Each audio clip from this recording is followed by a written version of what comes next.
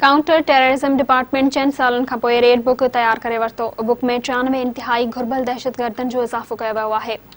Red book जे नाले सां जारी कयल नई एडिशन में al Qaeda, Daesh, Tehreek Taliban, Sindh Liberation Army, Baloch Liberation Army ऐं ॿियनि तंज़ीमनि जे दहशतगर्दनि जा नाला शामिल आहिनि।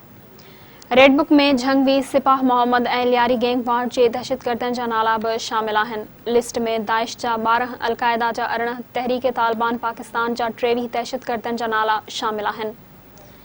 लिस्ट में बंदिश पयल लश्कर जंगवी जा 13, जिंद अल्लाह जा 2 सिपाह मोहम्मद जा 24, सिंध लिबरेशन आर्मी जा 4, बलोचिस्तान लिबरेशन जा 5 ऐं लियारी गैंगवार सां लाॻापियल 33 दहशतगर्दनि जा नाला बि शामिल आहिनि। रेड बुक जो आख़िरी एडिशन 2017 में शाया कयो वियो हुयो, जंहिंमें घुर्बल 10 दहशतगर्द गिरफ़्तार थी चुका आहिनि। 5 घुर्बल दहशतगर्द मुबैना मुक़ाबलनि में मारिजी चुका आहिनि। 2 दहशतगर्द अफ़गानिस्तान ऐं शाम में मारिजी विया। CTD अमलदारनि मूजिबि हिन दफ़े रेड बुक में वधीक इज़ाफ़ो कयो वियो आहे। क़ौम परस्त जमायत जे दहशतगर्दनि जा नाला बि रेड बुक में शामिल कया विया आहिनि।